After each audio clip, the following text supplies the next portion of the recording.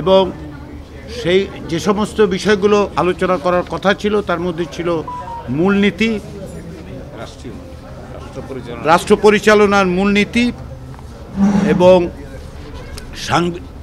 NCC বলে যে প্রস্তাবটা ছিল সে বিষয়ে আলোচনা করার কথা ছিল এবং সংশ্লিষ্ট আরও কয়েকটি বিষয় যেমন প্রধানমন্ত্রীর মেয়াদ এ বিষয় নিয়েও কথা বলার কথা ছিল। বিদ্যমান সংবিধানের রাষ্ট্র পরিচালনার ক্ষেত্রে যে 4 মূলনীতি সেটা অব্যাহত বা অটুট রাখার বিষয়ে কয়েকটি দল মতামত দিয়েছে, সে বিষয়ে কয়েকটি দলের ভিন্ন মত আছে। ফলে এখন পর্যন্ত এই বিষয়ে কোনো ঐক্যমত্য তৈরি হয়নি।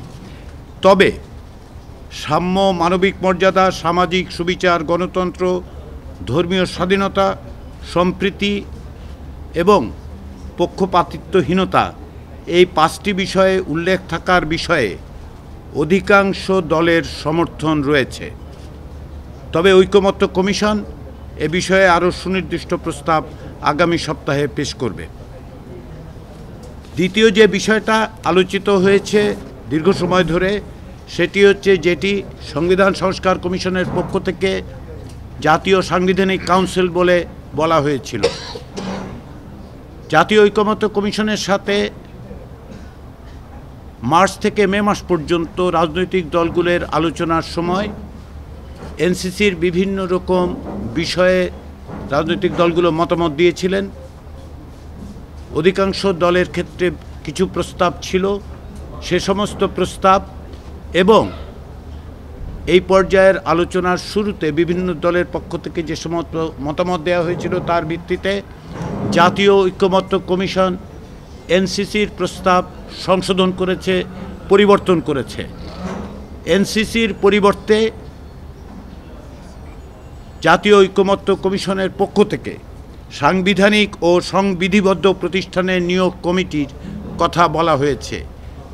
এটি এনসিসির পরিবর্তের একটি কাঠামো হিসেবে প্রস্তাব করা হয়েছে। এখানে 3টি পরিবর্তন আনা হয়েছে।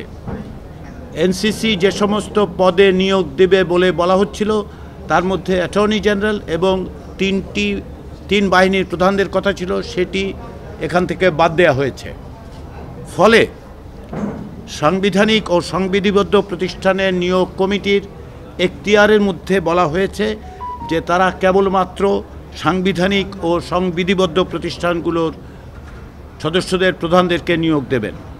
দ্বিতীয় যে পরিবর্তনটি এনসিসির থেকে এই নতুন কমিটির ক্ষেত্রে করা হয়েছে সেটি হচ্ছে যে এর কাঠামোগত অর্থাৎ কারা সদস্য হবেন সেখানে পরিবর্তন আনা হয়েছে।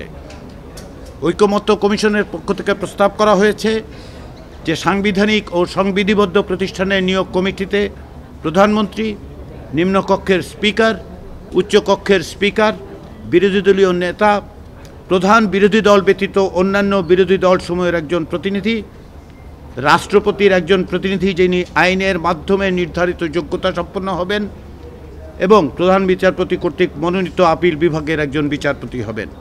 আপনারা লক্ষ্য করলে দেখবেন যে এনসিসিতে সরাসরি প্রধান বিচারপতি এবং রাষ্ট্রপতির সদস্যপদের কথা বলা হয়েছিল, এক্ষেত্রে সেটি থাকছে না। এই প্রস্তাবের পরিপ্রেক্ষিতে দীর্ঘক্ষণ ধরে আলোচনা হয়েছে, যেটা লক্ষ্য করা গেছে যে অধিকাংশ দলের ক্ষেত্র থেকে এটিকে স্বাগত জানানো হয়েছে। এ ধরনের একটি কমিটির ব্যাপারে অধিকাংশ রাজনৈতিক দল কমিশনের প্রস্তাবকে স্বাগত জানিয়েছে। কিছু কিছু দল এ বিষয়ে তাদের আপত্তির কথা বলেছে। তবে যে সমস্ত দলের পক্ষ থেকে এই বক্তব্যকে স্বাগত জানানো হয়েছে, এই পরিবর্তনকে স্বাগত জানানো হয়েছে, তারা আরও কিছু কিছু বিষয়ে পরামর্শ দিয়েছেন। যেমন এই কমিটির কার্যপরিধি কী হবে, এর জবাবদিহিতার ব্যবস্থা কী রকম হবে, সিদ্ধান্ত গ্রহণের প্রক্রিয়া কী হবে ইত্যাদি বিষয়ে কিছু কিছু পরামর্শ আছে। সেই পরামর্শগুলির ভিত্তিতে ঐকমত্য কমিশন একটি পূর্ণাঙ্গ প্রস্তাব আগামী সপ্তাহে রাজনৈতিক দলগুলোর কাছে উপস্থাপন করবেন। আজকের আলোচনায় প্রধানমন্ত্রীর মেয়াদের বিষয়টি পুনর্বার উঠে এসেছে। তার কারণ হচ্ছে যে বিএনপির পক্ষ থেকে সর্বশেষ যেটা বলা হয়েছিল সেটি হচ্ছে যে সাংবিধানিক প্রতিষ্ঠানে নিয়োগের জন্য যদি কোনো ধরনের কমিটি বা কমিশন তৈরি হয় তাহলে প্রধানমন্ত্রীর মেয়াদের ব্যাপারে যে 10 বছর সেটি পুনর্বার বিবেচনা করতে হবে। সেদিক থেকে এই আলোচনাটা হয়েছে আজকে, কিন্তু আমরা কোনো রকম ঐকমত্যে কিংবা এমনকি কোনো রকম উপসংহারে উপনীত হতে পারিনি। তার কারণ হচ্ছে এই যে যতক্ষণ না পর্যন্ত আমরা সাংবিধানিক ও সংবিধিবদ্ধ প্রতিষ্ঠানের নিয়োগ সংক্রান্ত বিষয়ে একটা চূড়ান্ত সিদ্ধান্তে আসতে পারছি, ততক্ষণ পর্যন্ত প্রধানমন্ত্রীর মেয়াদ বিষয়ে চূড়ান্ত সিদ্ধান্ত নেওয়া যাচ্ছে না। আপনাদের হয়তো মনে থাকবে, সর্বশেষ যখন প্রধানমন্ত্রীর মেয়াদের বিষয়ে আলোচনা হয়েছিল তখন এটা সিদ্ধান্ত হয়েছিল, দুঃখিত সিদ্ধান্ত না, এটা অধিকাংশ দল এতে একমত হয়েছিলেন, কিছু কিছু দলের পক্ষ থেকে ভিন্ন মত ছিল। আজকের এই তিনটি বিষয়ের আলোচনায় প্রাধান্য পেয়েছে, গুরুত্ব পেয়েছে এবং এই আলোচনাগুলো অব্যাহত থেকেছে। আপাত দৃষ্টে মনে হতে পারে যে আমরা একই বিষয়ে কখনো কখনো দীর্ঘ সময় ধরে আলোচনা করছি।